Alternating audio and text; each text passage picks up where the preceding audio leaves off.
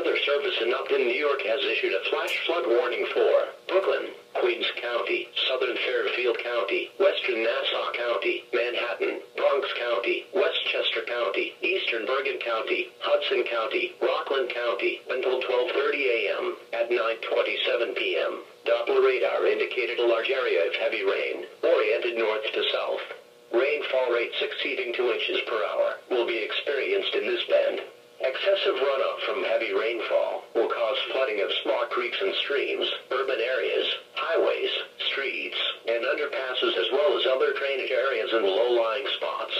Be especially cautious at night when it is harder to recognize the dangers of flooding. If flash flooding is observed, act quickly. Move up to higher ground to escape flood waters.